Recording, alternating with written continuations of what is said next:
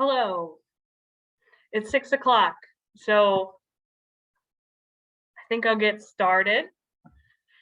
Um, okay, so this talk was cut in half. There was a variety of things that happened over the last week that led to this. The biggest one being just time. Time in terms of total presentation time and then also preparation.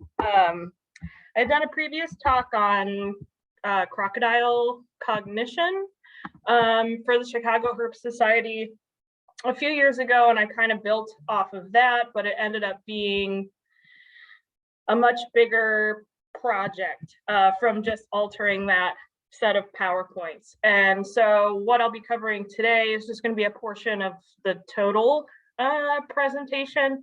The second part, I'll give myself more time to finish because I want it to be complete. I felt if I included everything tonight that something important would get left out that I'd want to share.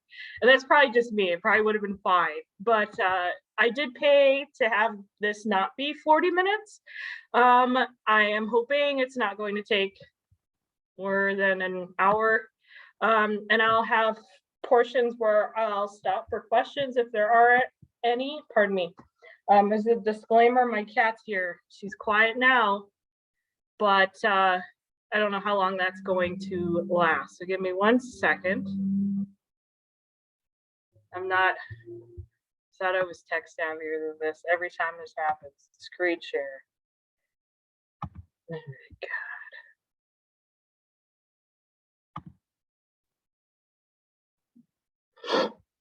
Okay. Let me make sure I can see everything. Still.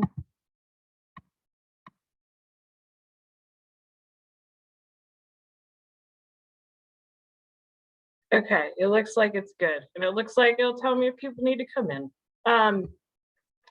So this is going to be the first part of this talk. We're going to cooperate. Do I have to click? Are we doing this? We are. So this will be these first few portions here that are highlighted. It'll cover some of the biology and the classification, just some basic stuff that applies to alligator care. We'll talk about some of the different types of housing, how alligators spend their time, and how to provide for them. And then we will talk a little bit about activity budgets and what alligators do throughout their days. And we'll talk about their system senses, how they perceive their environment, and how that applies to care. So we'll get through to about diet. The safe and respectful handling was going to be a pretty long portion. And I don't want to skimp on that at all. Good Lord, here we go. So about me, I have worked with alligators for a very long time. I'm not very old, so my time in the field is not going to be as extensive as probably many other people that are at this talk. But alligators, American alligators in particular, have always been my absolute favorite animal. I don't know what it is about them. I've always loved crocodiles as well, but American alligators are just so specialized and variable, specialized in their habitat and their tolerance. They're really variable in their behavior. They tend to be very docile in captivity if they're worked with. And they're just overall really cool animals. So I am from the Midwest originally. I started out at Serpent Safari Reptile Zoo, which is in Illinois. It's no longer open, but it was a reptile zoo that was located in Grady Mills Mall, which as a child was just fantastic. I went there all the time when I was young. I bought my first reptiles from there, and I started working there when I was in high school. So that really is what got me into alligators. We had a normal common and then, a normal American alligator, and then we had an albino. And I really, really loved our normal. Albinos are cool, but normals are just really pretty. I also have spent time at Wildlife Discovery Center. I was seasonal reptile at Brookfield. I was at Fort Worth Zoo and croc encounter. And now I work as general curator at the Henson Robinson Zoo. So even though I am associated with Henson Robinson Zoo, we do have alligators. I'm not representing Henson Robinson Zoo necessarily. That's where I'm employed, but putting together these talks is just something that I chose to do because I feel like it might be needed. Now, as we go through this, a lot of the things, as you know, people that are zookeepers know, a lot of the things you learn about animals, you learn through working with them and interacting with them. With one individual, many individuals, hundreds, you know, there's a lot of things that I've learned over the years working with alligators at different life stages, but I don't know everything, obviously. I will never claim that. There are lots of things in this talk that I learned from reading. Reading teaches you what hands-on experience can't. And so as I go through here, there's going to be some things that are based on opinion. With alligators, she's already rolling her toy around. You can probably hear it. With alligators, there's many different ways to house them and care for them. They're very tolerant of their physical environment.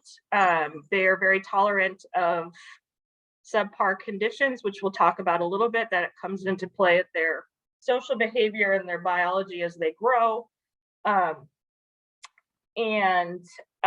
of this stuff isn't going to apply to every institution or every situation. And if I don't know something, I'll usually tell you. There are some things in here I definitely don't have as much experience in. Right now, all right. So alligators are super plentiful. Most zoo collections in the United States have alligators. And this goes from really large accredited institutions across to pet stores and small zoos in shopping malls and strip malls, places that are kind of tourist attractions. There's a wide variety. Some people do keep them privately. That creates a different situation. Having these animals privately in a home requires a lot of space, more than anything. And in a lot of states, they can't be outside all year round.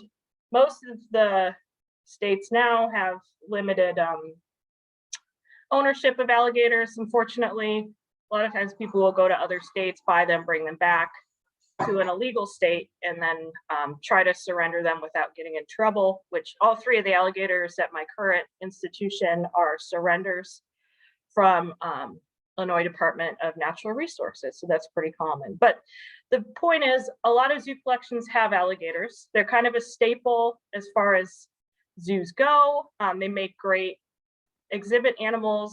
They work well for education, and they have an excellent conservation message in terms of kind of returning from the brink. So alligators, the biggest educational point with alligators and why they are excellent for delivering a conservation message is that they are very, very plentiful now. People that live in the southern United States see alligators on a pretty regular basis, depending on where they live. And it doesn't seem possible that they were at a point before, going up to the 60s, that they were almost completely eradicated from natural habitats. And a lot of that started out as fear, because they would eat livestock, and especially pigs. Very large adult alligators were known to steal pigs and calves, and sometimes full-size cows from farmers. And so they started shooting them. Shooting them became kind of a sport, and it led to a huge decline in American alligator numbers.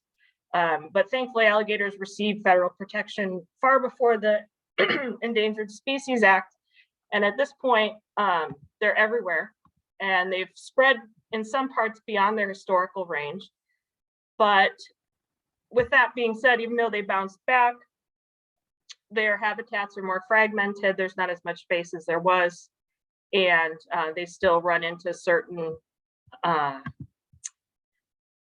certain threats in their environment. But for the most part, they are an excellent success story in terms of bouncing back with federal protection, as well as captive breeding in skin and meat farms for alligators, which was very common. It's starting to peter out now, but those captive numbers supplemented the wild ones.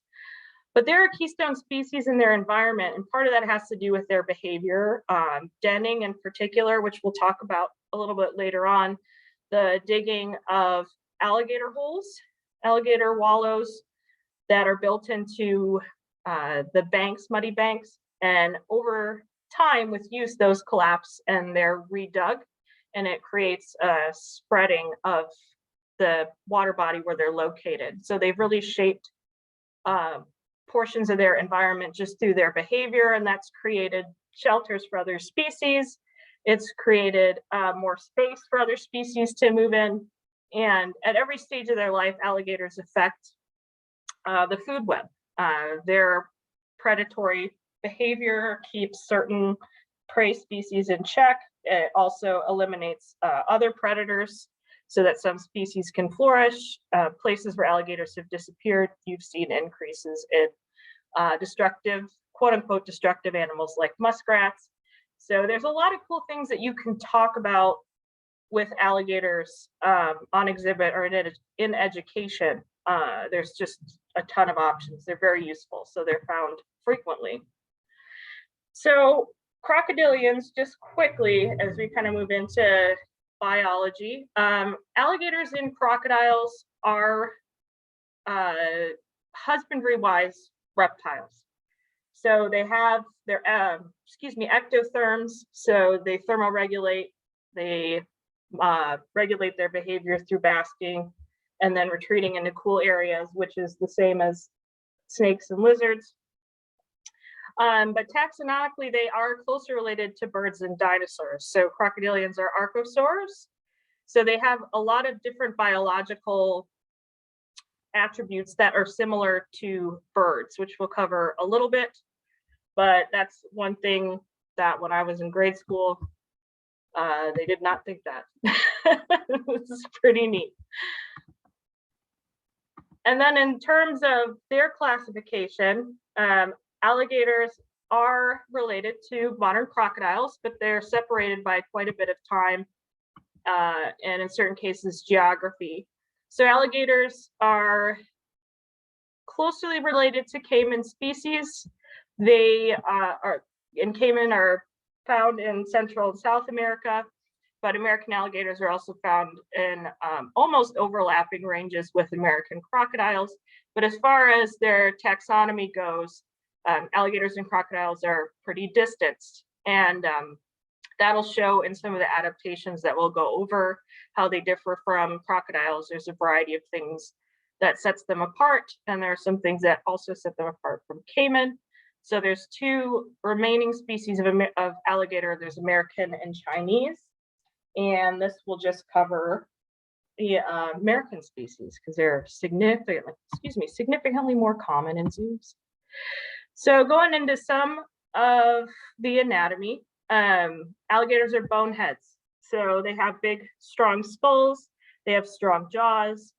Their teeth start out as little needles when they're little, needle sharp. And then as they grow, those teeth become more blunt and square shaped. And it's pretty impressive to see the teeth on some large adult alligators. They really lack any sort of point. They just exert enormous amounts of pressure. And with those blunt teeth, they're capable of cracking turtle shells, which turtles are a huge portion of American alligators' natural diets, but they'll eat pretty much anything. And so we have them here with an American alligator. So there are several differences between alligators and crocodiles. The biggest one that I usually use when talking with the public is the shape of the snout. So alligators have a broad snout, not necessarily short, but shorter than crocodiles. And they have mostly an overbite in terms of their teeth placement, while crocodiles' teeth look more interlocked. Crocodiles have large fourth tooth also. Coloration can be use to tell them apart. Alligators are usually a lot darker than most crocodiles, and there's other things about them, such as size. They don't get as big as some crocodiles, but they do get bigger than others. But that snout shape will be kind of the key thing that you use to tell the difference between them. It doesn't do it when I click the arrow keys, just doesn't want to do it here. That's great. Another one of their physical adaptations are their osteoderms. So this is one of the coolest things about crocodilians, and something that is used a lot for close encounters with the public is having a live animal and kind of explaining how their skin and how their scales protect them. So osteoderms they're free-floating bone pieces that are coated in keratin, which is what makes up part of their scale tissue, but it creates a built-in suit of armor. It was developed through fights with other crocodilians. So alligators fight with each other as adults, and so that armor is mostly to protect them. American alligators are an apex predator in their environment, so they don't have very many predators besides people outside of other alligators. But those big scales, especially those found on the back and tail and neck, are very, very noticeable, and they're also used to absorb sunlight during basking. So it helps with thermal regulation, but it's a very cool adaptation. It protects them. They're just powerful animals in general. And I always find this is a good talking point. Yeah, how about that? It's okay. So their arms and legs are pretty stubby. It doesn't look like they can do very much, but they are capable of high walking. So they put all their weight on those 4 feet. They lift their torso completely off the ground and drag their tail behind them. It takes a lot of energy. They tend to not do it if they don't have to. They usually will slide on their stomach to enter water or to move on to land. They exert as little energy as possible, usually throughout their day.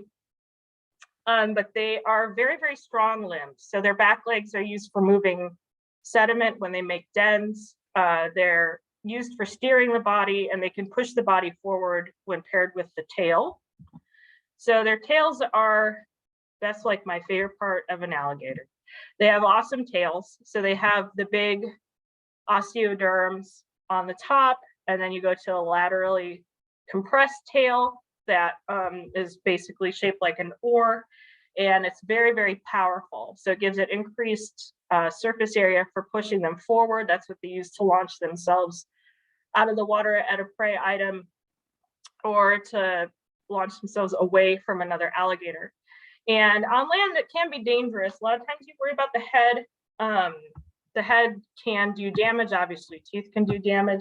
There's a lot of things about an alligator that are dangerous, but the tail tends to swipe in the same direction as the head when they're on land, and that can push you closer to their head. So you have to be careful with your proximity to their tail when you have a large adult. They can also cause you to trip that way, which isn't very helpful. Can put you on your butt in front of a very angry adult male. So we'll talk some about housing. So housing for alligators kind of depends on their life stage. There are several themes that run throughout their life where the care will be the same, notably with allowing areas for them to completely haul themselves out of the water. It's very important to be able to dry their bodies.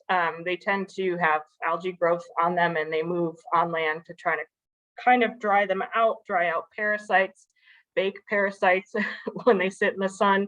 It helps heat them up, and that heat's very important for their activity. So basking, and then an amphibious lifestyle where they're using the water, they're using land, alternating between the two. That's always going to be a trait across all life stages of American alligators. This might seem obvious, but I didn't want to be too obvious about it. It is important that they have sufficient heat, which we'll talk about. But as they get bigger, the space becomes the larger issue, even though those other elements remain the same. And when you have an animal that's, 7 to 14 feet, in rare cases, they need to have sufficient heat to keep their bodies warm. And this can be difficult depending on what part of the world that you live in, and what kind of resources you have access to as an institution. But knowing some of their senses and perception, which is my favorite thing about alligator biology, and how they spend their days, their behaviors as they get older, and their interactions with staff. There's a lot that goes into making housing decisions for these types of animals. So their growth rate, this is a average growth rate. It really depends. So a healthy hatchling grow about a foot a year for their first 3 to 4 years. So they explode in size. When they're very young, when they first come out of the egg, they have their mom egg. They have their mom to protect them, but they are food for a lot of other animals, including other alligators. So it's very frequent to have hatchlings cannibalized by juveniles or subadults or adults. And so they want to grow as quick as they can. That will eliminate their predators, which are numerous during their first year. Second year, third year, that starts to kind of diminish in terms of what are capable of overpowering an alligator as it grows. But at about 10 years, the males are roughly 8 feet. Females usually will top out around 8 feet, but males will continue to grow to usually around 10 or 11 feet. There's a lot of variety in stories and records of full-size alligators, how big they can get. But just on average, these are average lengths for average growth rate if you were looking at an animal and an ideal ecosystem with good resources. So there's a variety of diet change. There's quite a bit of diet change as the animal grows. So hatchlings eat pretty much anything they can. They'll eat even really small items like insect larvae, anything that they can grab and overpower. This is where they're learning their prey handling. So they interact with a lot of small food items that they use to manipulate. And as they grow, they apply those skills to other types of food items. And their prey handling, object handling increases as they start going after larger prey. And also, depending on where they are from in the United States, wild alligators will have a pretty variable diet where different life stages will focus on kind of the most common prey items that are found in that area. And so they become very adept at prey handling. There's some areas where crayfish and large crab species are common. In subadults, there's populations that mostly eat fish. There's populations that are in areas with bird rookeries that eat a lot of wading bird species and roosting bird groups, but they're pretty generalist. There's really nothing that they won't try to eat. They have incredible digestive systems, so there's not much that they can't benefit from eating. And when you have these animals in human care, you want to, pardon me, sorry, the cat is distracting me, and I'm trying to say too much at once. Variety is very important, and so you want to make sure you use appropriate size food items. Hello, cat, depending on their life stage.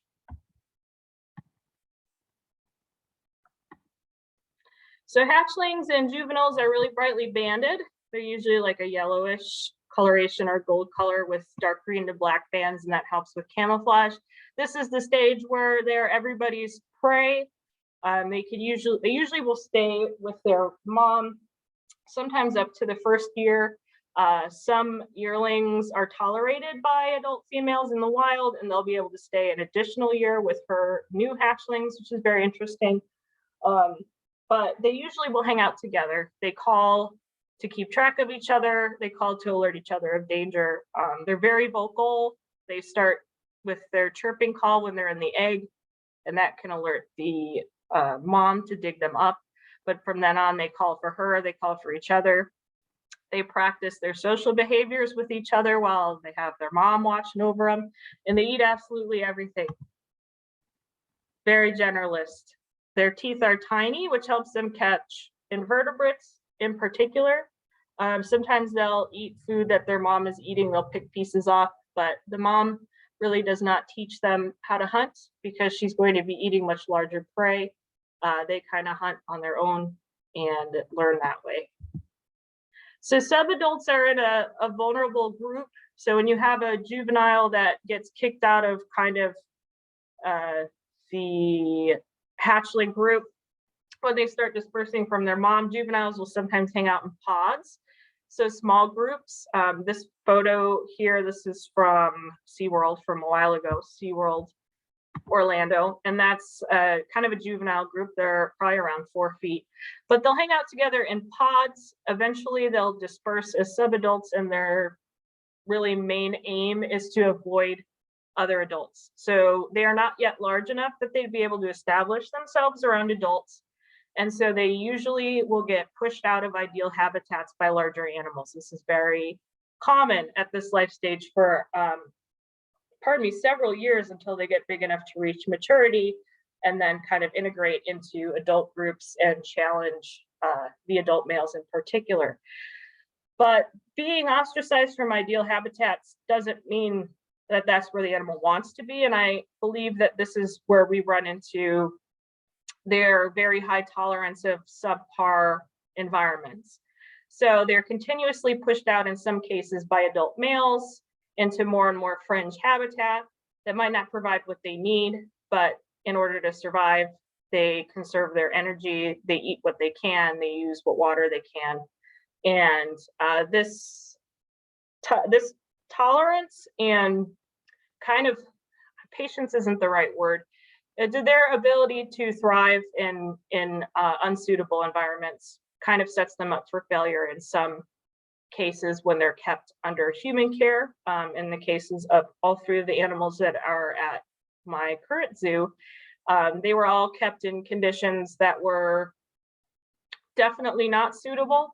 And they came in as pretty healthy animals outside of one that bounced back fairly quickly.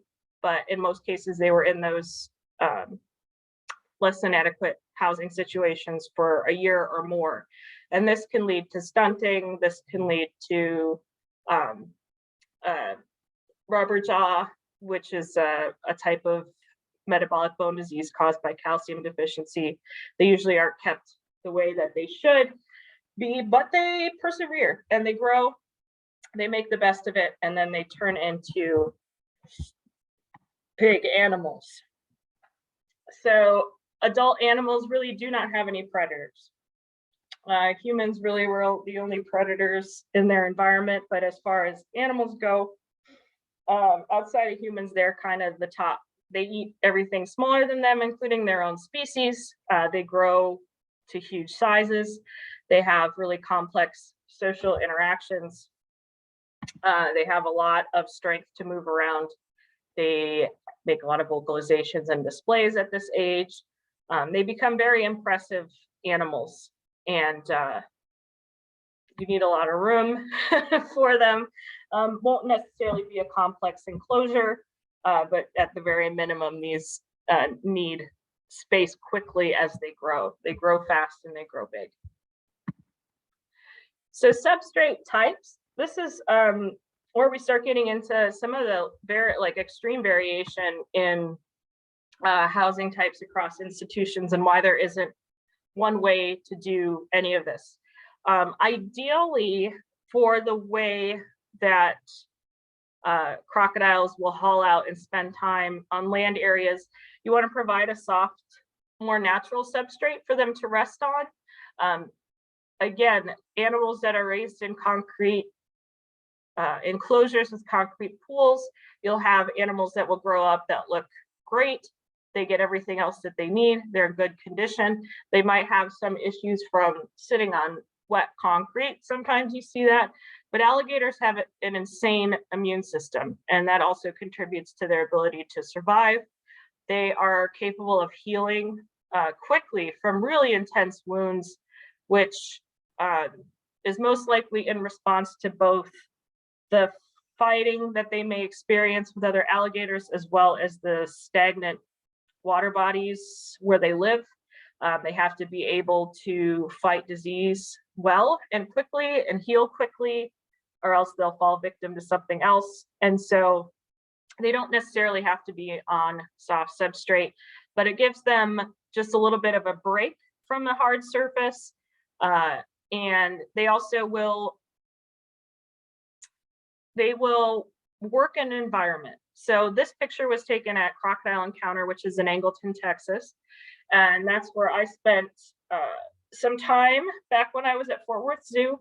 And they have a very large enclosure with several adult alligators. And they have built out their original man-made pool. So through that denning behavior, they've kind of forced collapse on the outside of the pools, and they've expanded them quite a bit. So they move the substrate around. And denning is something that's taught at a young age. Not taught, I would say it would be instinctual, but hatchlings do spend their first winter in a den with their mother. And so the mom has an entrance to the den through kind of an underwater tunnel. And those babies have their own smaller underwater tunnels that they use to go back to the den or to go out to go bask. And so they will use natural substrate. They'll cover themselves with mud.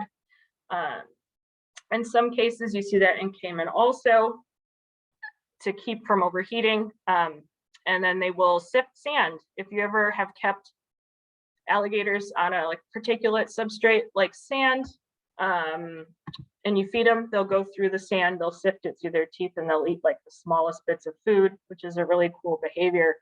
So substrate types, if you can get away with something soft or a soft area, that's usually ideal, but it's not required. Hate this. There we go. So tooth sprawl, teeth sprawling or teeth splaying is something that you can see in almost any type of crocodilian. There are a lot of kind of ideas of where the teeth splaying comes from. I mentioned rubber jaw earlier. So a lack of calcium when they're young and their diet can affect bone development. They're growing rapidly. That includes their bones. So they need enough calcium. They need enough exposure to UV to process calcium to keep all their bones strong, including their jaws. And so sometimes you'll see, I couldn't find, pardon me, another example of this on short notice because I tucked this in at last minute, but this is from LA Zoo, not recent. But that alligator on the left, its teeth are starting to lift out diagonally compared to the alligator on the right, which are more vertical. And that splaying happens gradually. I have talked with Chris Dieter, who's at Crocodile Encounter, about it. And he's starting to think now, which would make sense, that deep water and deep soft substrate do help development of their bones and of their jaws. That in combination with inadequate lighting, heating, calcium supplementation, you can see teeth splaying. And if they're young, you can correct it. Usually, if you move them outdoors, if you give them calcium supplements, that water depth can help with the support of the skeleton. This hasn't been pinpointed, but if you do all the right things, you can, in some cases, correct those splaying teeth as the animals grow. Now, you don't necessarily have to. Animals that have splayed teeth, they look weird, but the animals can still function. Their jaws are still very strong. They're able to manipulate food well. It's just like two bone plates smacking together when there's no teeth there. So it really doesn't take away any of that power. But if you have juveniles and hatchlings in captivity and you have them indoors, which is very common, having sufficient heat so that they can digest and use all the nutrients from their food, and then full spectrum lighting allows them to process vitamins and minerals correctly. And also just, they're sun lovers. They will sit in the sun until they're too hot to bear it, and then they'll go in the water. And so anytime you can have them outside, it definitely helps just their overall development and encourages natural behaviors. And they just look great out there doing what they do in the wild, which is looking like statues. So with the pool size, I did have some slides about enclosure size. So enclosure size varies. You should give them a lot of space, as much as you can. In most zoos, they have an exhibit where your animal's already in it. So I understand that a lot of people are not in the place where they're designing an enclosure for an alligator. They have what they have. But as we talked about, they do well in a variety of environments, and it doesn't have to have completely naturalistic look for them to do well. And that's a benefit both for them and for institutions that might not have what they want. The depth isn't super important. The size isn't super important. You want to be able to have the animals haul out on land completely, to have them capable of turning around, to allow them to thermoregulate, all of those things. There's a lot of different ways to meet those needs without completely redoing an enclosure. The most common setup, oh, I just hit my cat in the face. I want to reach for a notebook that wasn't there. The most common setup that zoos usually have is like this photo. And give me one moment.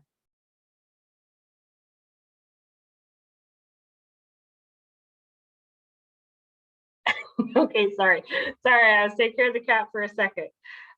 So this is from Greenville Zoo, North Carolina. This is a really good looking animal. It does have a concrete pool, which is really what most facilities have.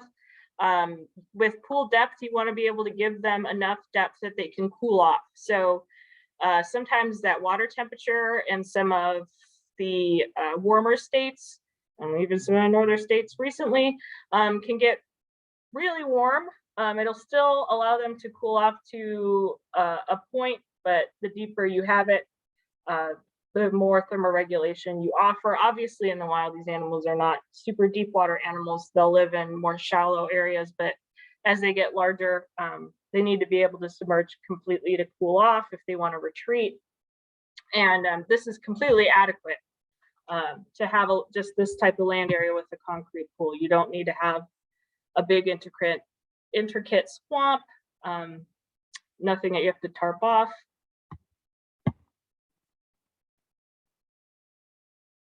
And then this is from Erie Zoo. So it's a similar setup. The animal has a place to haul out. It has a place to submerge. It looks good. So sometimes when you go to an institution and you see something that looks like, wow, this is very artificial, which not in a negative way. Oh, shoot, I changed the slide orders. But if you look at the condition of the animal, it'll tell you a lot. So something might look really rudimentary, which is totally fine. The animal has a plump body, its foot looks swollen, but I don't know the deal with that. But they have good body condition, nice teeth. They seem relaxed, they have access to direct sunlight. So their body condition and the appearance will tell you a little bit more than just looking at an exhibit without an alligator would. So when it comes to grouping, there were some questions about this. I don't have as much experience raising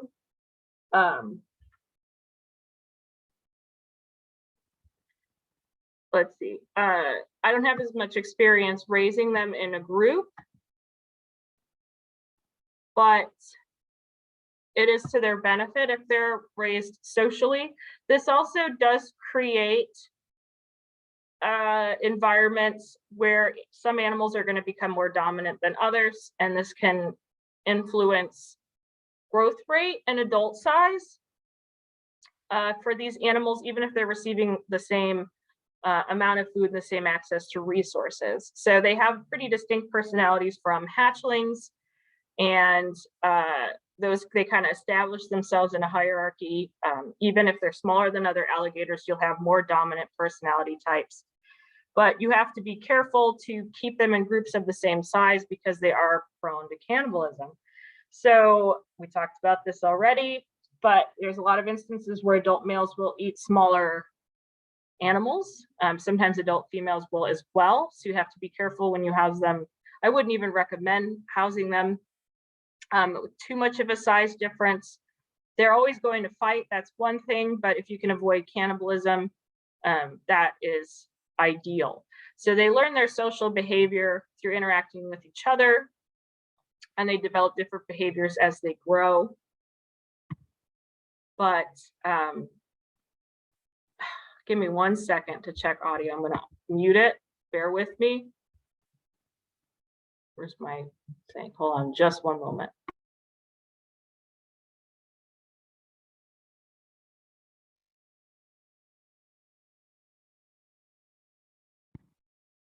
All right, and we have is the audio doing okay? If you could let me know in chat. I can't tell. Yep. Okay, thank you.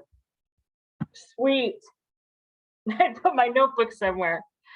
Okay, so I just went through some photos that I had and then some photos from Zoo Chat, which is a pretty good forum online.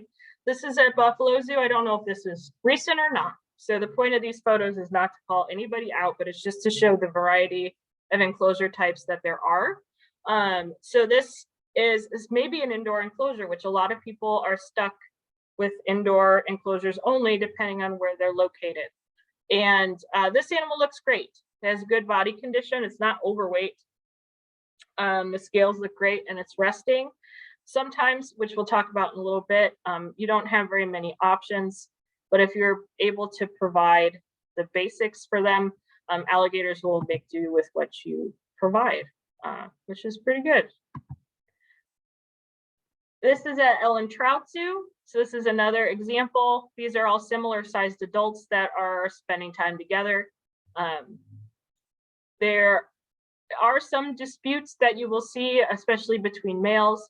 There's usually, if there's enough space and visual barriers and areas for basking and submerging and food and all of that, they have equal access. You can limit some of it, but there's still always going to be displays, which are really, really cool. Most of the time, you kind of have a quiet animal that sits there, but when you have a mature group that starts bellowing, they put on quite a show for the public, which is always awesome. So again, very, very typical setup that you'll see for alligators.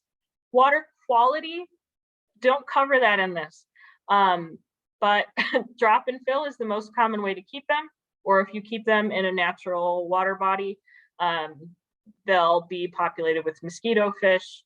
They'll create their own ecosystem. Keeping their pool clean for appearances is important. They do go to the bathroom in the water. They will throw up particulate in the water, but they are not sensitive to water quality. Very, very, very hardy animals, able to live in all different environments.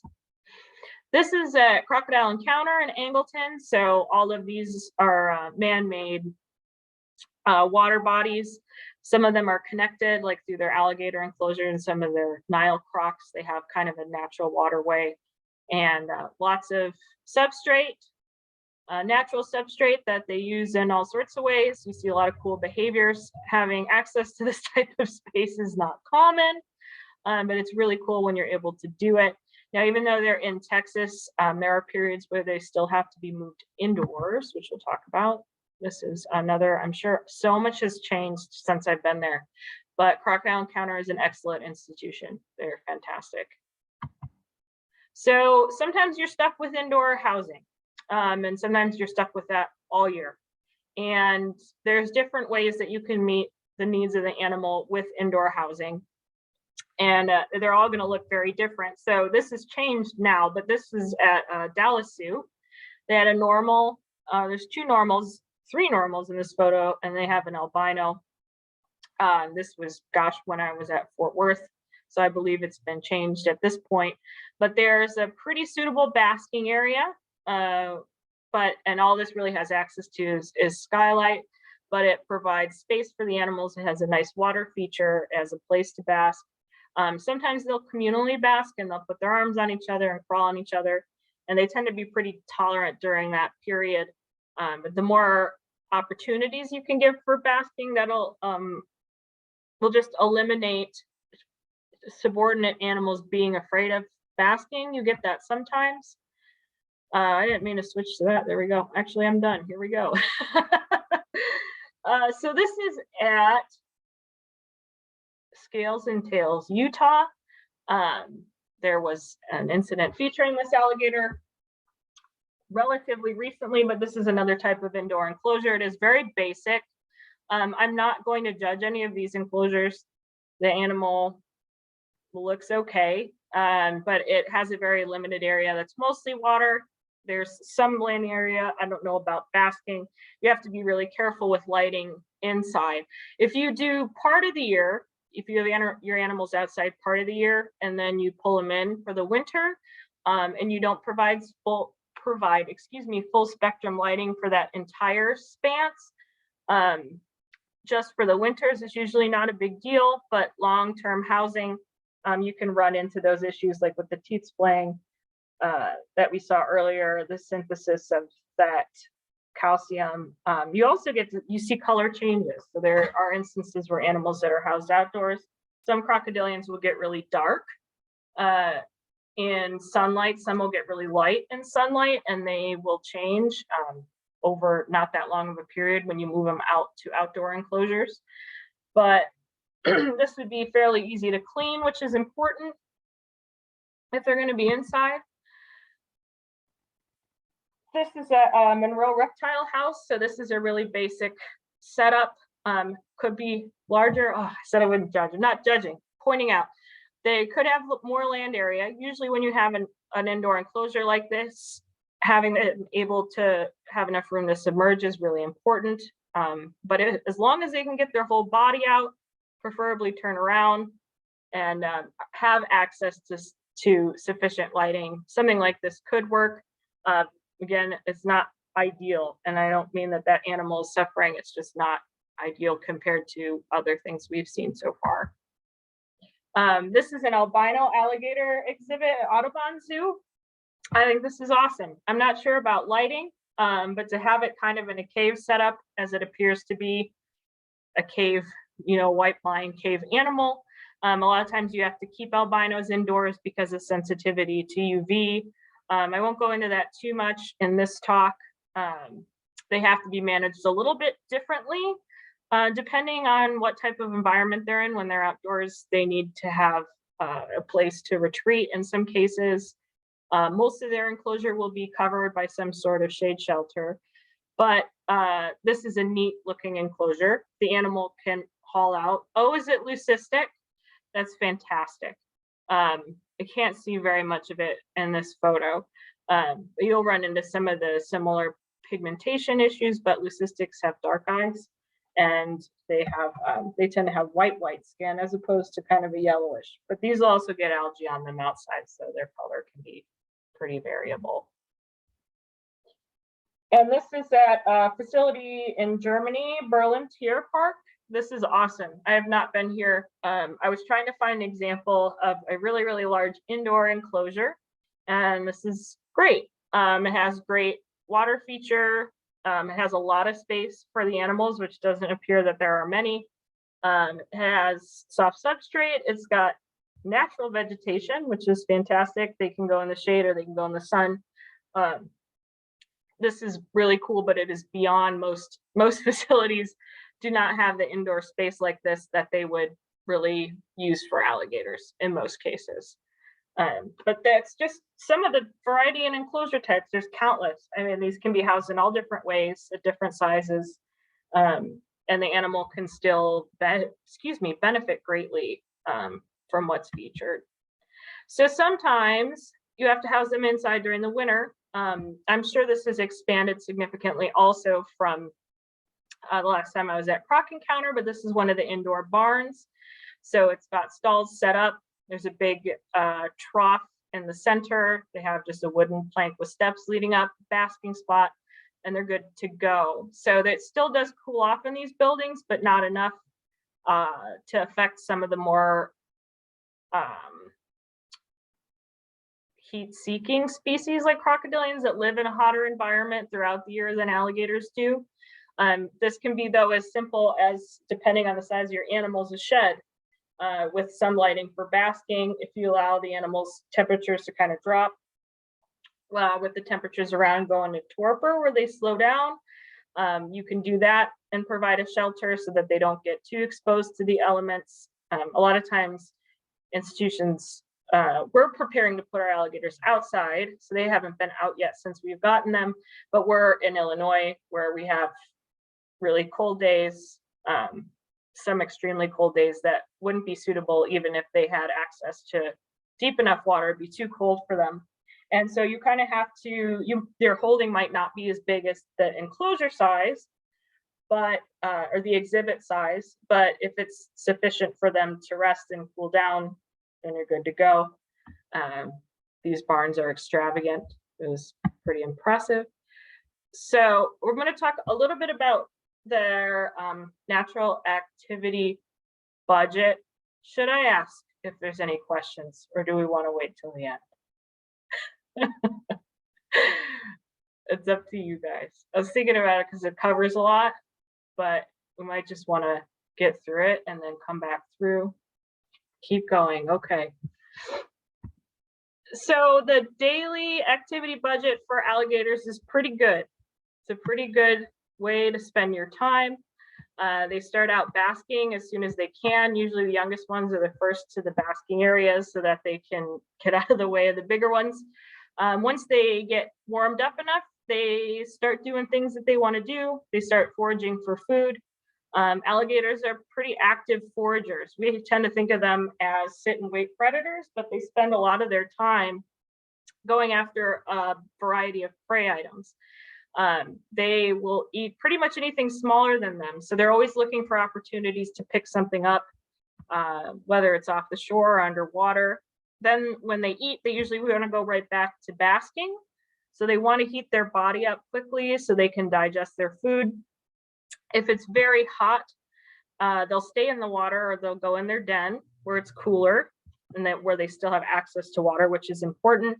And then as the sun goes down, depending on the air temperatures, they'll go out to bask again and then kind of spend their time doing whatever they want to do in the evening. So they're not, a lot of times animals will be classified as diurnal or nocturnal, like exclusively, but I learned about cats recently that their alligators are very similar in that they're made for, their eyes in particular are made for extremes and light levels. So they can be active during the daytime as well as light and still be able to perceive their environment enough to interact with it.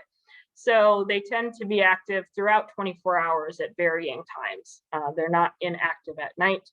When it gets really hot, they'll be inactive for a period, but at ideal temperatures, they get to the temperature that they want, and then they do what they want. If it's too cold, they'll spend more time basking. If it's too hot, they'll spend more time retreating in their den or spending it in the water. So going back to enclosure size, this is very brief. We've already talked about this. The enclosure should allow all of your animals to get out of the water at once if they want and be able to bask for as long as they would like without having to fight for it. And then all be able to access the water at once to cool off. And so in some states, you'll have to improve basking if there's a lot of shade so that they can warm up quicker. The air temperature can be pretty low. I know there have been photos of American alligators both basking while sitting on snow and also with their snouts freezing into ice, which is impressive, but it's really pushing the boundaries of what they're able to tolerate. And so you'll have to make some minor adjustments depending on where you live in the US and what your temperatures are like.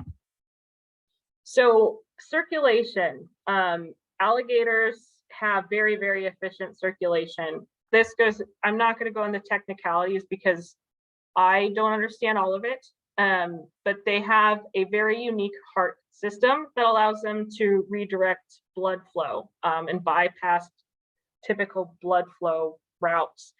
And so usually when they bask, a lot of the concentration of their blood will go to the surface of their skin and it'll go to around the osteoderms on the back, and they get that blood really hot, and then that heat will distribute throughout their body, and that's what allows them to be active.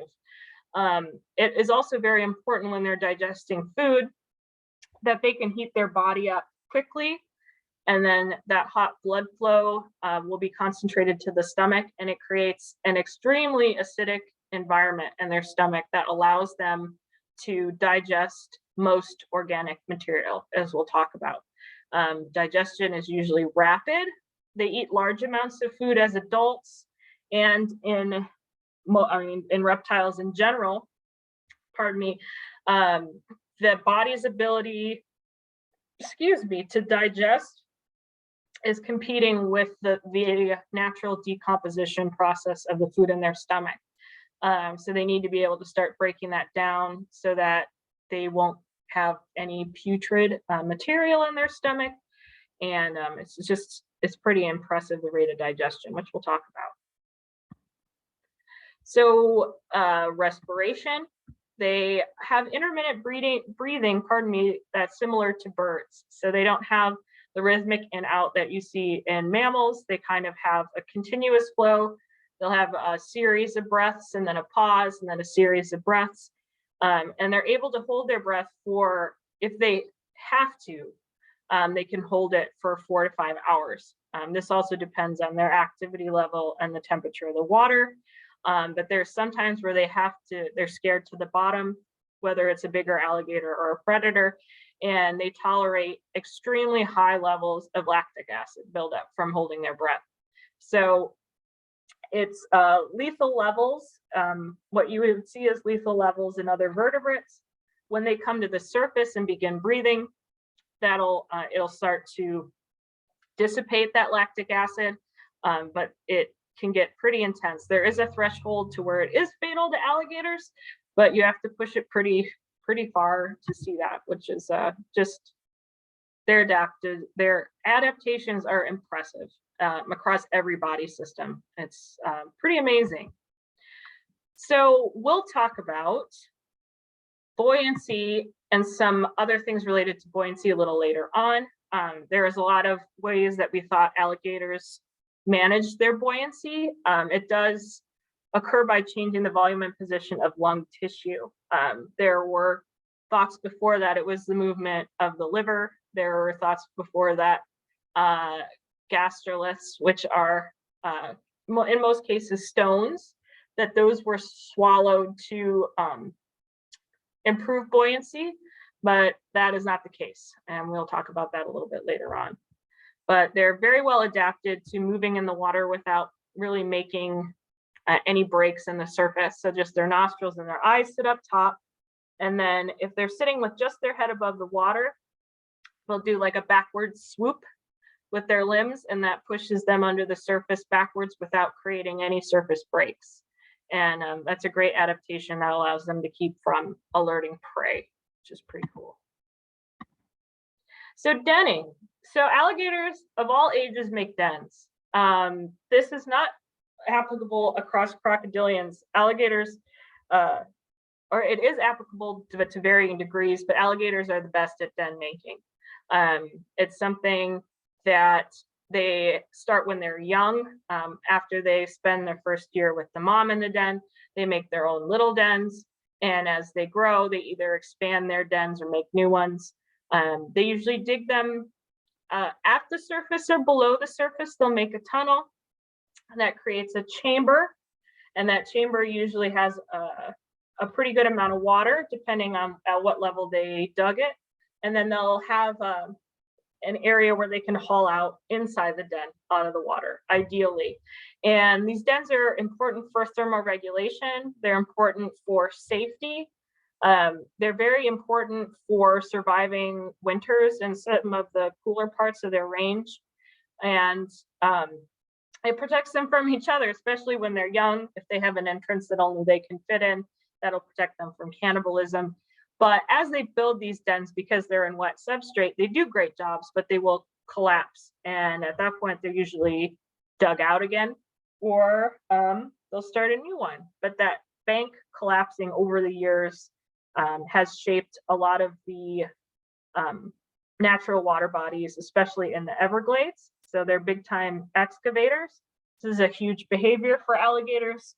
And it's something that's really difficult to provide for in most zoo situations, depending on your enclosure. Oh, I pulled that one. Okay. So this was a really long talk that I narrowed down.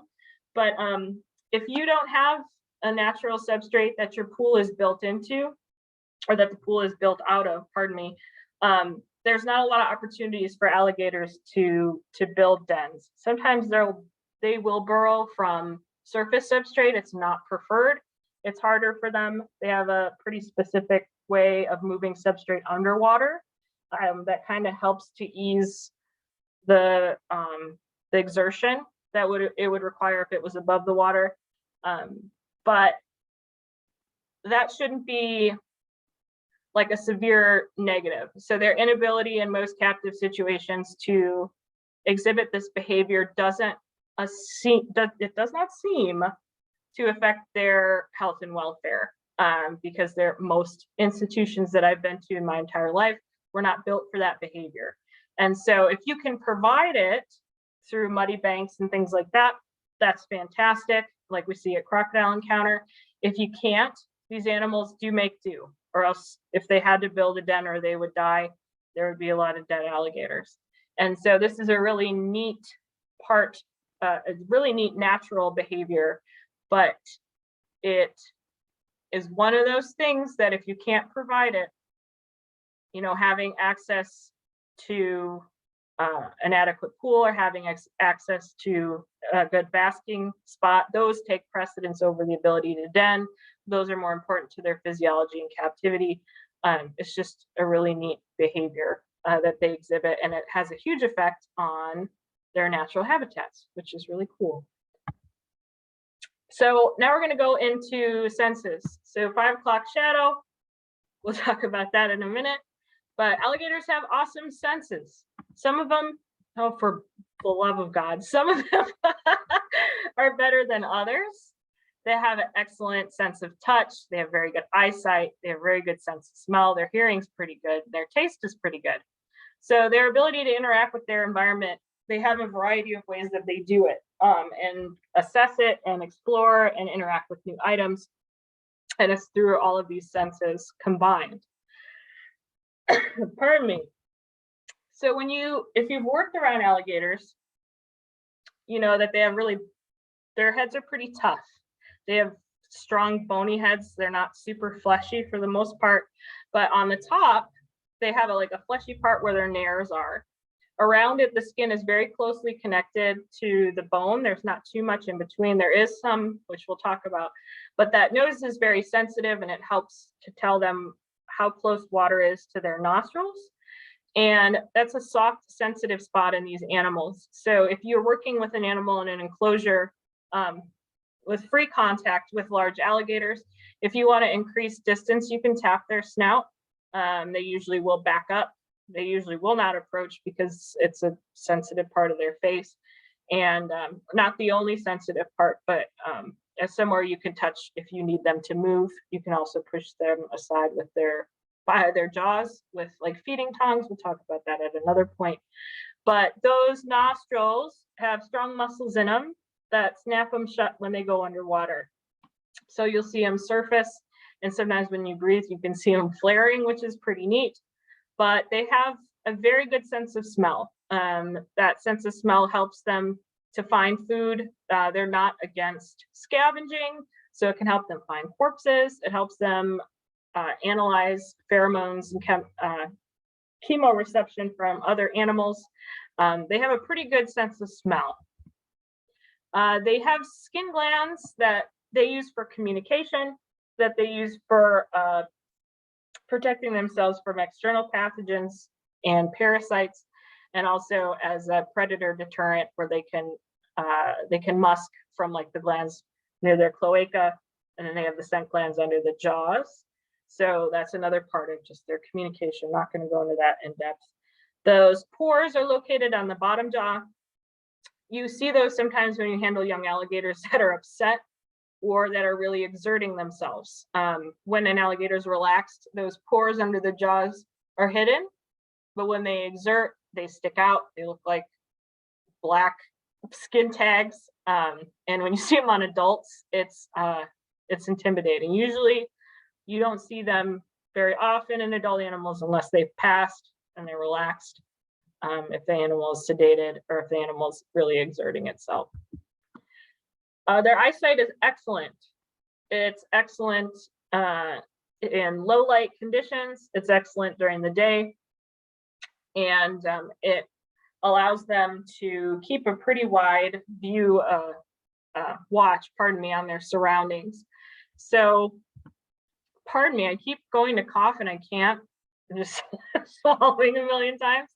So they have really good color vision. That's one thing about alligators that was kind of not really thought to be important. There's, in mammals at least, certain associations with developing color vision that alligators don't necessarily have, but they're good at discerning most colors. And this is another aspect along with part of the structure of their heart and the structure of their lungs and respiration that they share with birds, which is that their nerve connections from the eye to the brain is a very similar setup to birds, and that allows for that color vision, which discriminating color, what it's used for, I don't know. But if you do use like target sticks with alligators of different colors, they can decipher that color. So you don't always have to worry about shape. For the longest time, it was just the shape of things because animals with good night vision don't have good color vision, and that's not always the case. How far they can see in their binocular vision is something that you hear about a lot, as far as they have blind spots. Now, you can tell from the diagram, this is from evolution biology crocodilians, they have good binocular vision. It's pretty good. What is it? 25, the stupid chat's in the way. 25% of the front of their vision is binocular, so they can see with both eyes in front of them. It gives them good depth perception. So when they approach prey or lunge at prey, they know their distance and they can see pretty far behind them on either side. Where they can't see is below their snout in front of their mouth. So things that are in front of them, but under that jaw, they're not going to be able to see over their schnoz. And then behind them, they're not going to be able to see also. This does not mean that they cannot detect things outside of their field of vision. But when I was younger, I heard a lot that alligators had a blind spot right in front. It's front and down, not front and center. They can see you really well directly in front. And their eyes usually have a scale or thick skin above it that protects them when they're going after large prey. So their eyes can be pushed down into their skull. This is obviously really important for those crocodilian species that are eating, catching large hoofed animals that are kicking them in the face over and over and struggling. They need to be able to protect their eyes. Alligators don't run into that so much, but they still want to be able to do that during fighting. So usually when they thrash, their eyes will be shut to protect them because they don't want to get grabbed or punctured around their eye. They have a nictitating membrane, which is the eyelid that goes diagonal across their eye that's mostly transparent. There was an idea that this covering increased visual acuity underwater, but we know now it really doesn't. It allows them to see underwater, but it doesn't improve underwater eyesight. And they don't spend so much time, alligators in general, in clear water anyway. So their use of underwater vision is kind of limited depending on what type of environment they're in. But that's something that you can see when they're relaxed. Sometimes that nictitating membrane will be half closed, like if they're basking, but it'll slide right across when they submerge underwater, and it keeps particulate out of their eye also. So their ears, I love. This is one of my favorite diagrams of any crocodilian book that I've looked at, and it's looking at their eyes with a key, which is pretty, or their eyes, their ears. So they have directly behind their eyes is their ear, and it looks like a little bump, and it has like a line. When I was younger, I used to draw it like a threading loop, and they can lift that flap and close it using muscles when they go underwater. But they do have pretty good hearing. They're a social animal. They make a lot of sounds throughout their life, and it's important that they are able to hear each other. It helps them to locate other animals near them, prey animals. It's not relied upon as much as sight in terms of hunting, but it is very important for hearing and processing sounds from other alligators, which is pretty neat. And sometimes when they come up, they will flap them like a hippo, but briefly. So, and their hearing as well, and their sensitivity to infrasound is similar to some birds. So there's another system, again, not going to go into technicalities of it, but they do have a lot in common with modern birds. Amen. Their tongue is awesome. It's awesome because it's weird. Most of it is attached to their bottom jaw.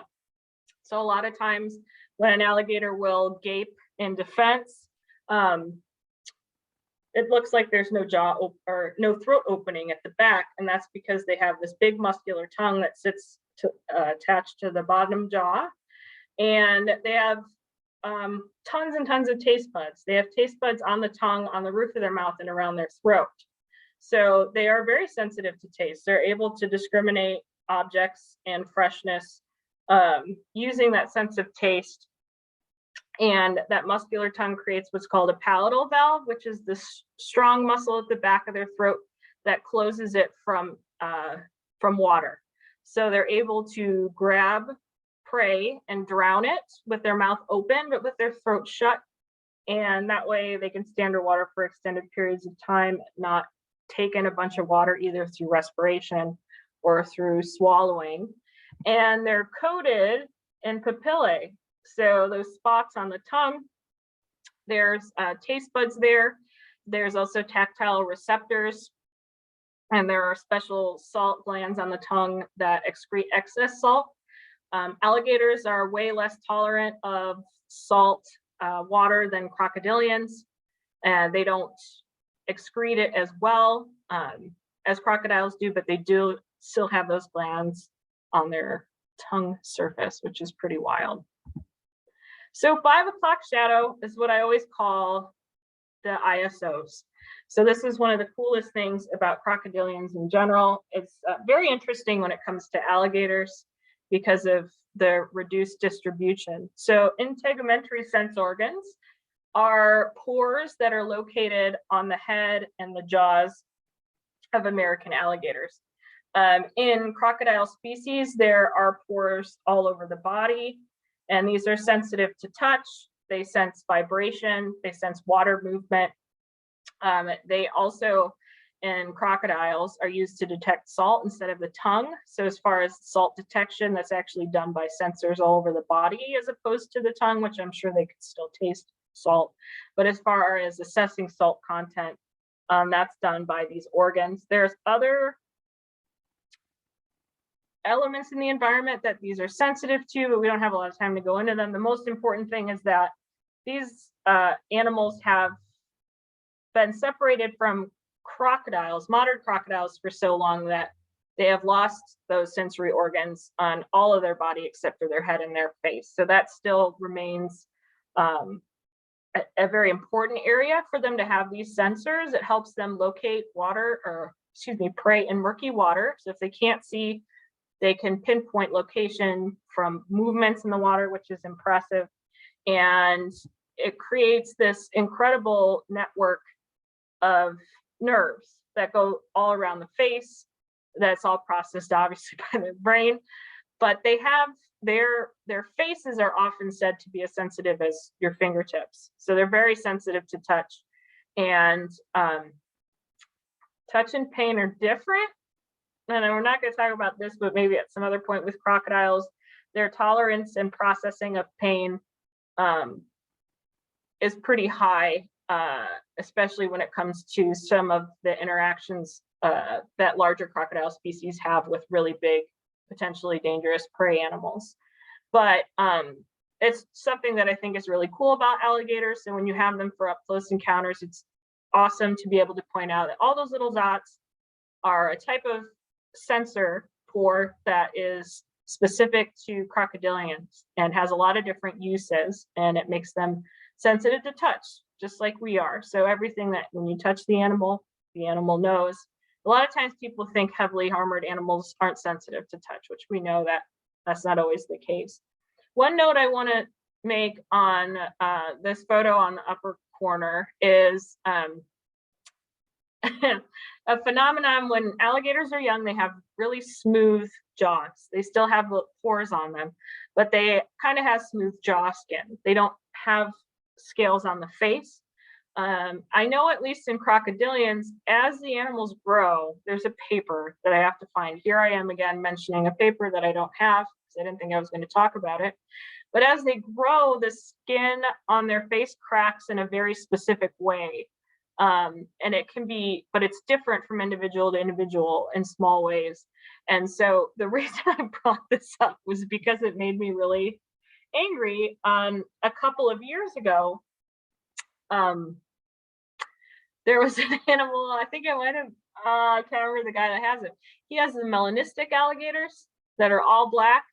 He's in the US and he has alligators of all different colorations, but they were saying that alligators that were melanistic had scaleless faces. And so alligators don't have scaled faces, they have face cracks that develop as they get older. And that was something, because I knew it wasn't scaleless face, but I didn't know where the cracking came from, where the formation of those scales came from. And it turns out it's just a biological mechanism that develops as they get older, which is really impressive. And I won't talk anymore on that because that's all I know about it. So going back to digestion, where we're going to end in this talk is going to be diet. So we're getting close to the end. Thanks for sticking with me. Sorry for bumpy road. The cat's asleep now, so everything's fine. So alligators can eat huge amounts of food. They're always foraging. They'll even large alligators will eat small prey items, sometimes incredibly small to where the energy that they're getting isn't worth the energy they exert, but they're very generalist. And their food can digest at a somewhat wide range, but still pretty shorter than you would think for an ectotherm. But that's due to that high basking ability. So prey animals that are small, like a frog, those are completely digested in about 12 hours. If you have something with a big breakdown load, such as for our feathered animals, that takes about 48 to 72 hours. And that's with ideal basking. So they digest quickly. They have that highly acidic stomach that helps break down bone material. And they're always eating and they're always processing, unless they're too cool, which varies depending on where you're at and what the time of the year is. So their diets. So their wild diets, we've already talked about quite a few things. We've talked about how it changes over their lifespan, how they eat a variety of different animals. As adults, they have those wide, very wide, blunt toothed jaws that are capable of cracking turtle shells. They love to eat turtles. They're one of the only animals that can consume adult turtles and break them up enough to swallow them whole or in large pieces. I didn't put any of those videos in this because they're pretty gory. Watching the consumption of a turtle by a crocodile is intense, and it's probably extremely painful. But they'll also eat there are some areas in the US where adult alligators eat mostly reptiles. So outside of turtles, they'll eat a lot of aquatic snake species in particular, a lot of amphibians. They'll eat a lot of fledgling birds, but I read recently that there's a video, I don't know if it's a Planet Earth, they did a piece on it where there were ibis or egrets that were roosting above areas where alligators hung out. And in the program, they made it seem as if it was pretty stupid. It seems stupid to roost above water where there's alligators hanging out, but there were some studies that found that the presence of alligators near nesting sites for those birds actually deterred other types of predators that were more likely to access nests, such as raccoons. So having alligators at the base of the trees where they were roosting, it put their fledglings at risk for being eaten, but they actually chose it. So those birds choose to nest near high densities of alligators because that benefit of some relief from other predators outweighs the chances, the risk of their babies being grabbed if they fall during their first flight, which is pretty interesting. They do love to eat birds. The babies are eaten by herons and other wading birds frequently, but then as adults, that all turns around. And they're capable of surviving a long time without food if they have good fat storage. Their biology is pretty interesting in terms of the mechanism of their fat storage. Obviously, being ectothermic, a lot of their energy goes into growth when they're young, and then it goes into fat and energy stores when they get larger. So this is one of my favorite topics. So the stuff we're getting into now is some of the stuff that I love the most, that I think is super interesting, and just makes alligators even cooler. So we talked about the buoyancy control earlier, and the methods that we thought alligators use to adjust buoyancy for diving and the way that they sit in the water. There was an idea or a theory about how that was controlled, and it had to do with alligators eating stones. So the first kind of thought was that alligators ate stones similar to birds, and that was to use those stones as external elements to improve their digestion to help break down materials. Now, we just talked about like 5 times how acidic their stomach is. So the presence of stones that they are eating to help them break down food is not necessary. And usually younger alligators don't have gastroliths in their stomach, so they don't need those there for digestion. But almost all adult alligators during surveys and then also tracking growth, about 1% of their body weight at any size as they're growing is 1% of that weight is held as gastrolith stones. So they on average will eat 1% of their body weight in stones. And so this means that they eat more larger stones as they get older, but it always stays around that 1%.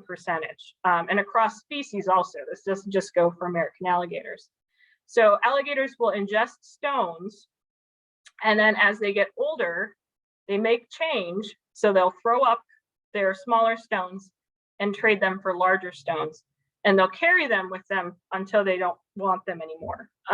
There was a case where we had a saltwater crocodile that had been kept in an enclosure with river stones when it was pretty young. And 6 years later, it threw up one of those river stones when it was in its new enclosure that only had sand. So they'll hold on to that stuff for a long time, and they have controlled regurgitation. So the stuff that sits in their stomach doesn't sit there because they can't get rid of it. It's there because they haven't gotten rid of it. And there were all these ideas about what the stones were used for. The most likely at this point is that the most likely reason, the only thing that 1% of body weight affects enough to be justified as a behavior of collecting and consuming stones is that it increases lung capacity. So the 1% of weight in those gastroliths in this chart here, we're talking about the stones that they eat, increases lung capacity by up to 20%, which is considerable. So in everything that's been tested, the lung capacity is the most impacted by swallowing stones, which you would have thought. And it makes it important. It helps prolong their dives. And it's just something that's very interesting about these animals. There's also pseudogastroliths, which is all these undigestible materials that you always hear about alligators and crocodiles having in their stomach, whether it's during stomach sampling or they regurgitate it after they've been, hauled into captivity.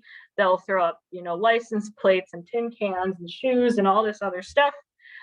They're pretty indiscriminate in terms of what they'll use as a gastrolith. And as I mentioned earlier, these animals are capable of analyzing what they're mouthing.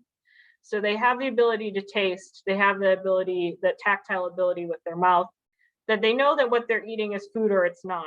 There's going to be instances where their reaction is based on hunger and that they'll grab and swallow something.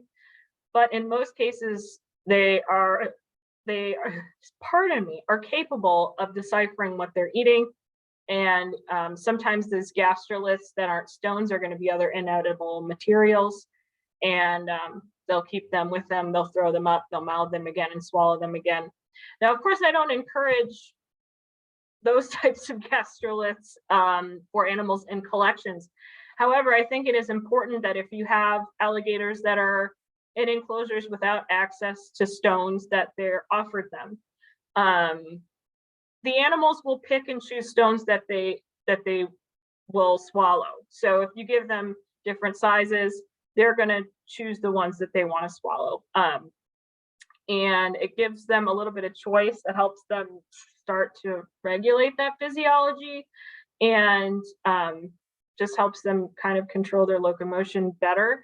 But if you do offer alligators that are in bear tanked enclosures, stones, they will swallow them. And it's not something to panic about. Like we said earlier, in most cases, if they don't want it there, they'll get rid of it. If it's still there, they haven't got rid of it yet. So if they don't want that rock anymore, they'll get rid of it. And sometimes it's years later that it'll show up. We use kind of like smooth river stones with our alligators. We offer some in their pool to choose from. Sometimes they'll do it when you're there, sometimes they won't. But it's a good thing to offer, especially in adults, because this is something that almost every adult alligator that had its stomach sampled was carrying either gastroliths that were stones or other inedible objects. And so it is important to them. Does it cause them extreme distress if they don't have it? I don't think so. But it's just something that we know that they seek out in the wild. Another thing that you might see, which are really cool, are hairballs. So they can break down bone, but keratin material, especially fur, is not digested to any extent.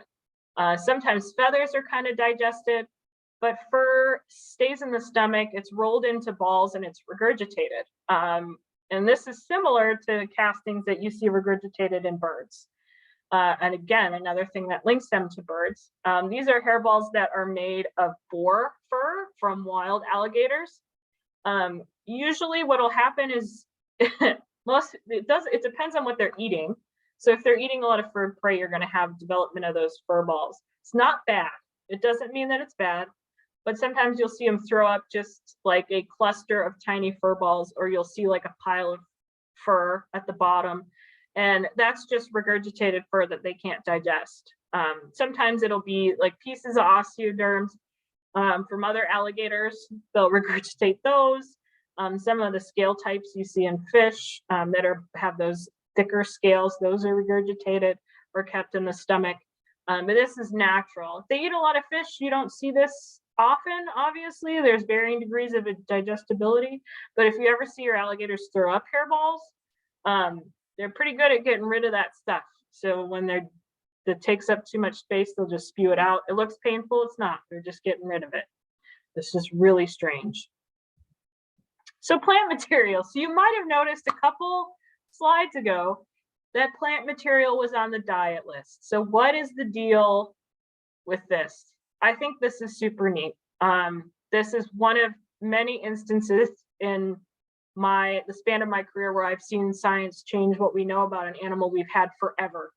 And in terms of alligators, it's kind of the accepting that these animals frequently eat plant material in their natural habitat as well as in captivity.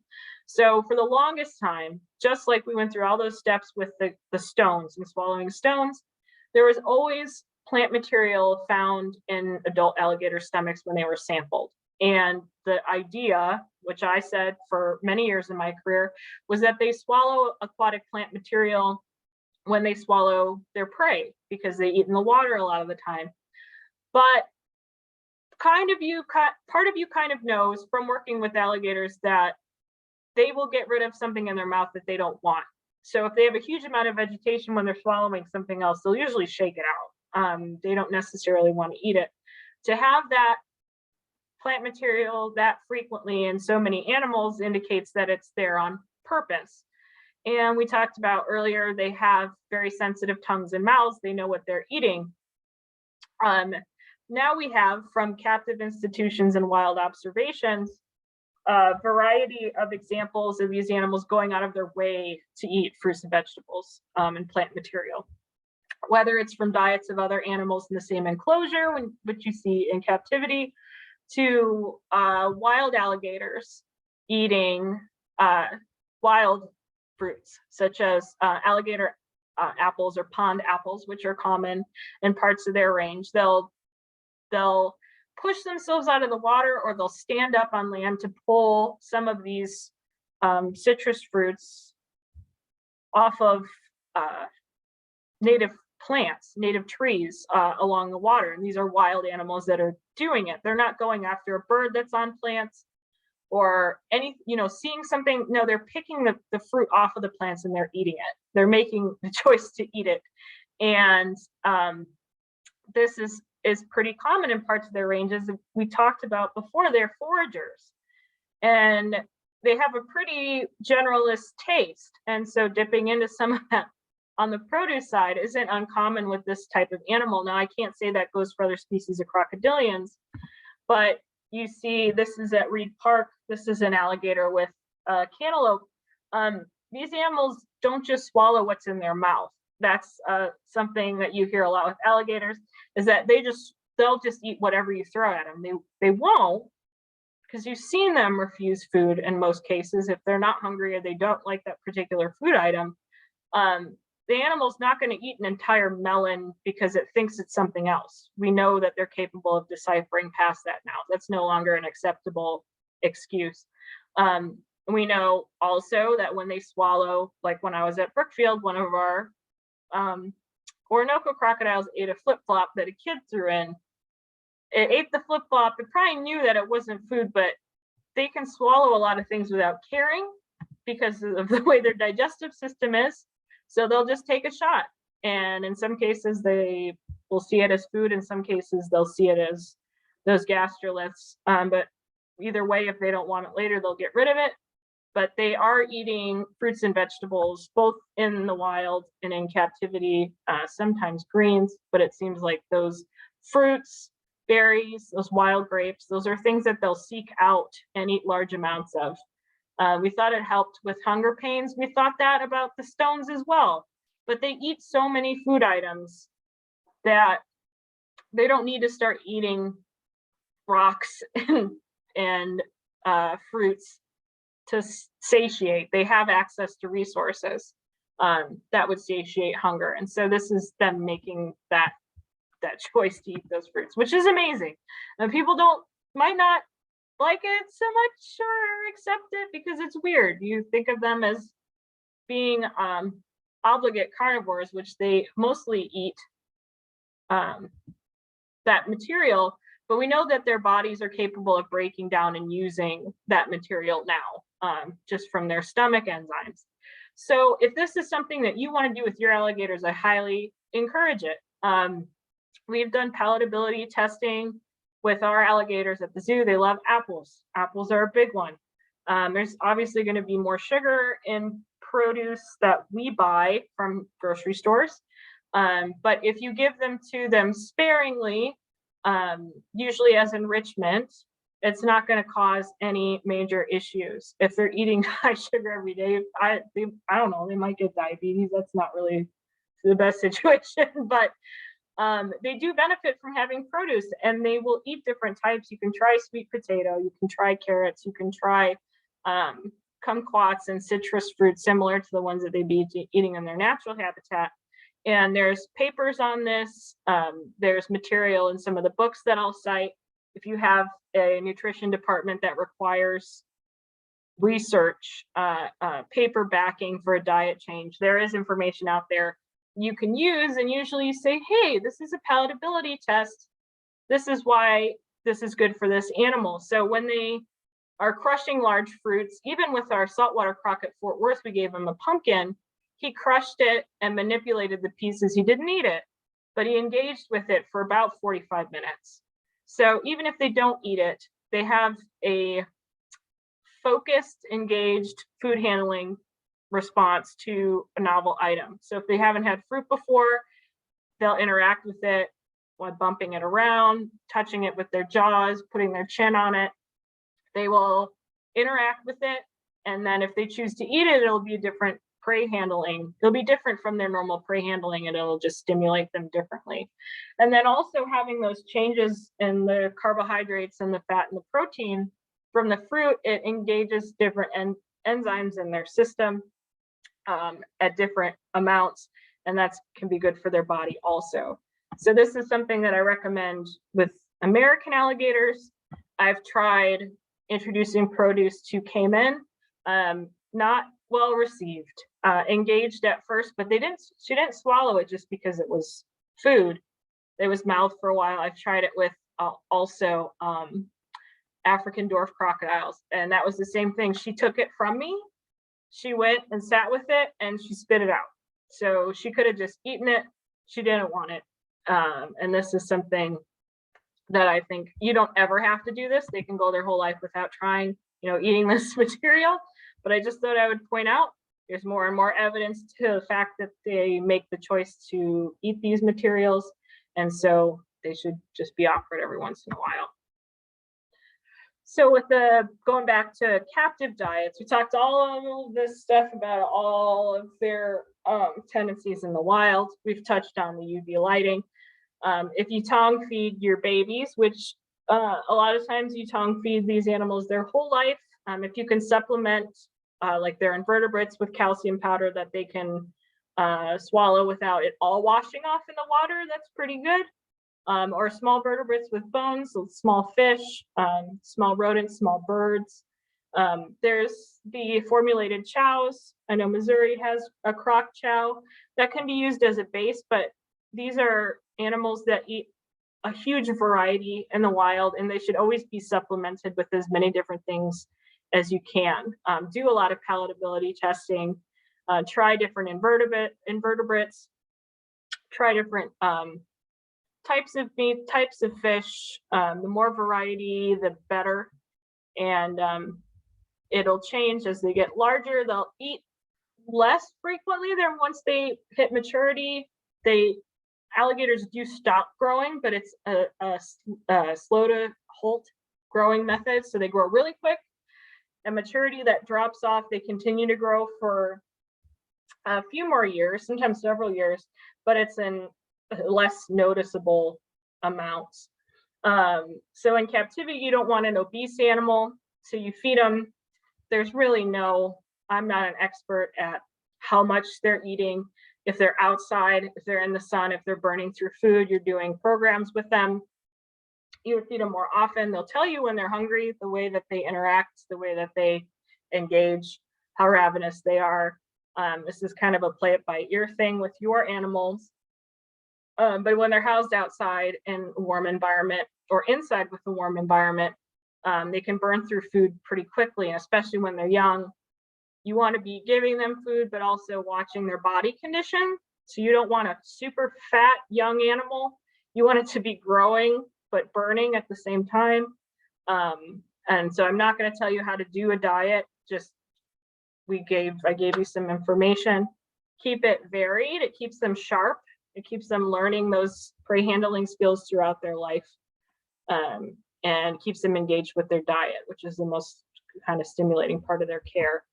And then for our beautiful last slide, the excretory system. So that picture looks disgusting. That is urine being extracted from a crocodile for sampling. But for as far as excretory systems go, such a weird word. They have a cloaca, which my previous supervisor called the multi-purpose opening. So everything comes out, everything goes in. Well, not everything goes in, all the waste goes out. That's where mating happens, and that's where the eggs come from.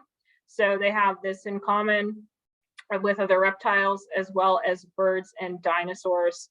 And it's usually called a vent. You can call it a cloaca. or event. And I had a slide on here for how to sex alligators, but it just was weird. The pictures didn't really show much, and there's different methods for sexing, but we won't talk about it in this talk. Oh yeah. Okay, so that is it. What, I don't know where we're sitting right now. 7:40. Wow, almost 2 hours, which was less than I thought.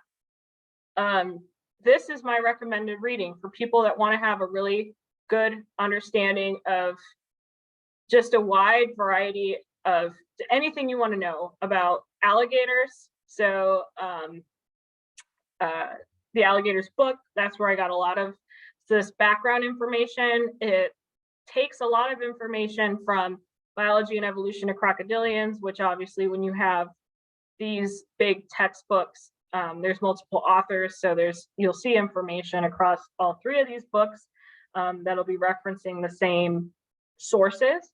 Biology and Evolution of Crocodilians is awesome.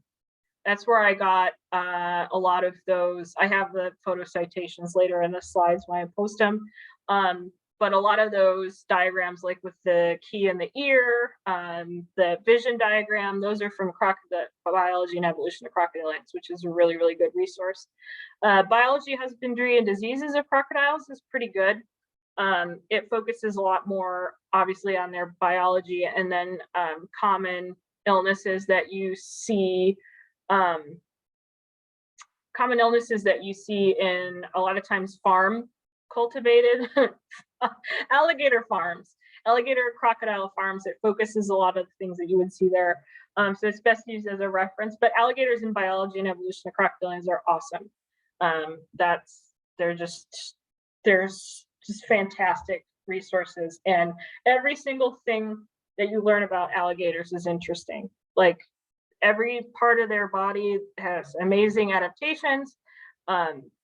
Every time I look through these books, I learn something new, and I highly, highly recommend them for anyone that works with these animals that wants to have a really full understanding of just their physiology and behavior. And that's it. So thanks. This is Casanova. This is one of the alligators I worked with at the Wildlife Discovery Center. This was one of my last days working with him. He's still there. No, I think he went to Gatorland. Anyway. Anyway, yay, it did it. Wow. Okay. So if you have any questions, I don't have a time limit. So if there's anything that you would like to know, also, if you have any questions about the paper that I put together about the reptile zoo called Antagonizing Alligators, I posted that on April 21st. It had a pretty good response. It was kind of a sharp article. I had a lot to say about those practices, and I tried to put it together in the most professional way possible while remaining very serious about what I was seeing that was happening. Like, the first time I wrote it was very snappy, and I had to pare it down, but it's just an attempt to establish accountability in this field. Everybody that works with alligators and learns about alligators and shares space with them has the ability to create accountability for others. So we want everybody to be handling responsibly, behaving professionally, representing the animal in the best light possible. And when that doesn't happen, it doesn't mean that you're being mean. You kind of do what you would want someone else to do for you. So if there's the practice that you could improve, I feel like everybody in the field should be comfortable enough to say something. Alligators are usually kind of taken advantage of in human care, not necessarily in zoos, but in other situations, because they can tolerate such extremes of habitats and tolerate extremes in handling. They will tolerate inappropriate handling. In some cases, that's harmful towards them, just because that's all they can do. But sometimes it creates a learned helplessness situation that is negative for the animal. And alligators deserve a lot. They're just fantastic. And that was just my release. So let's see. I'm wondering if you'll do something. Hi, Lindsay. Start worrying. Wondering if you do something similar to reptiles use treatment of other animals. Yeah, large snakes. I was thinking about that. I do have to do more research. So most of my background is in crocodilian husbandry and venomous husbandry. I worked with a lot of large snakes, but there's some biological elements to like how they're housed that I have to research. And also, I mean, the obesity, some of the obesity that you run into, how safety and people's fear of interacting with the animal leads to poor husbandry. A lot of times with some of these animals, when people are afraid of them and you have staff that's not adequately trained, it tends to affect their quality of care because they don't feel safe being around them. But big snakes are a good one. It just will take longer for me to put it together. The rock size recommendation for length for the gastroliths, that's a good question. I don't have a reference to what size rocks you would recommend. Something that's easily swallowed, so that's usually like in relation to their body size. So it's something that would have the circumference that would be easily swallowed by the animal. They usually won't eat too big of stones or too small. They have like a just right. So if you get like a variety for like river stones that have different sizes, the animal will choose what's safe and most useful for their body size. So they're never going to swallow a rock that's too big for them. They'll mouth it. They do a lot of manipulation before they swallow it. So it's not too much to be worried about. Enrichment that lets them utilize their ISOs. I'll have a paper by Vladimir Dinay. I don't know how to say his last name, but he did a paper on play behavior in crocodilians that's really interesting. And the most common tactile with alligators was water spouts. So like an output PVC with water flowing, they'll sit under those sprinklers, misters, things that create movement in the water, a different temperature flow of water, like a cool sprinkler, or a cool water spout, like a hose running. Those are really good for them. They're pretty sensitive, so little subtle stuff like that that they have to kind of adjust to before they habituate to it.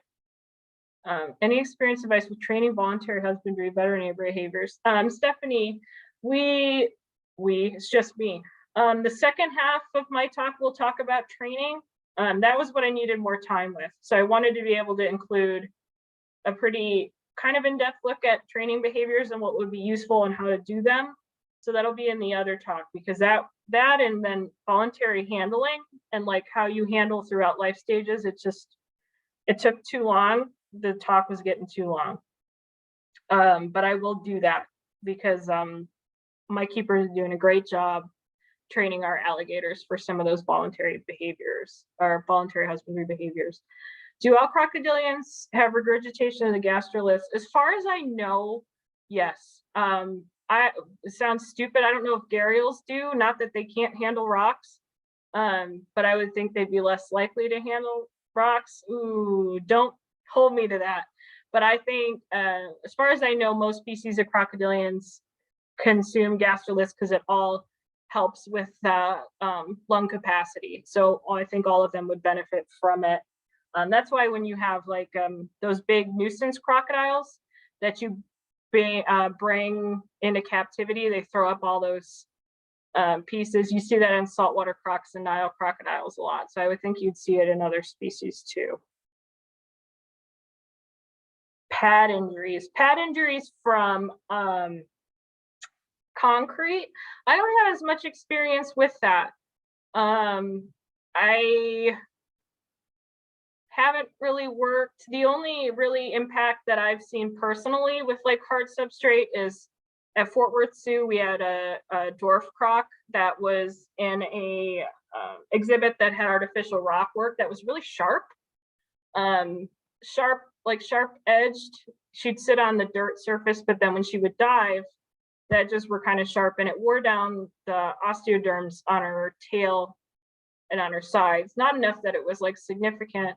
I don't know too much about, I would think they could get pressure sores from concrete, but I am not super experienced with dealing with pad injuries from abrasion like that. I would think that they would be pretty good at healing from and managing like their immunity and response to that, but I don't know enough to speak on it. Are the facial scale cracking patterns useful for identifying different individuals? I think it can be. I think it can be. I don't know how different it is that it gets to the point where it's recognizable, but the article, which I will find and link to this talk page, talked about that it wasn't the same every time. And so when you look at a paper like that, they might mean like very minuscule differences in cracking that wouldn't be enough to tell the difference.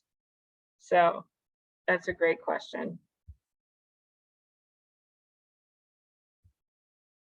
Treatments for osteoderm abrasions. It's hard. It's hard to do topical treatment. I'm not a veterinarian. It's hard to do topical treatment with animals that spend time in the water, obviously, because they can rinse it off. Usually, if you have osteoderm abrasions like we had with our dwarf croc, the water was fairly clean, as clean as it could be when you also had fish in it. But if you have a smaller tank or enclosure, you can do Chlorohex Novasan. You can add a bit to the water.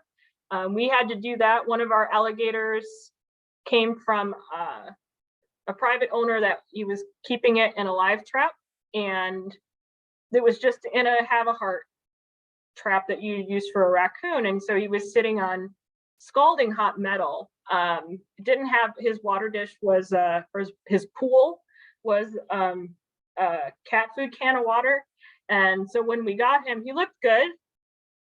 But then we started seeing burns around the jaw and on the front of the snout that lasted several months. And it would peel off, he would shed it, it would be bright pink, raw. And what we did was basically, they have a pool for submerging, and so we supplement that with Novasan, and that just kind of helps it heal. We were doing topical, but even like an oily topical wash off in water. But if you can supplement water, supplement some of the antibacterial, but they are very tough. They will heal on their own. It can be hard to give treatment, but in most cases, like in the case of the dwarf croc, it wasn't something that really bothered her. It was noticeable when you looked at her, but it wasn't irritating to her as far as we know. Raw honey, I've never heard of that. For abrasions, that would be neat. I don't know, probably. It might wash off. And everything's gonna wash off, but they're tough.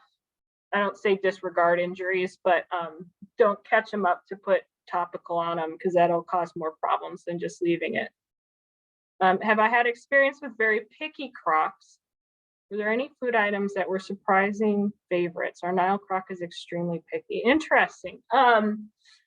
Crustaceans are really good for stimulating appetite and palate, using crayfish, shrimp, crabs. If you can get blue crab, or like Jonah crab, those large ones, will engage. Their pupils will get all dilated. They get excited with those type of food items. Also, sometimes birds like quail, chicken, different types of fish, different types of meat, obviously. But I've found that some of those items that require different prey handling kind of sparks their brain, and it gets them interested in eating.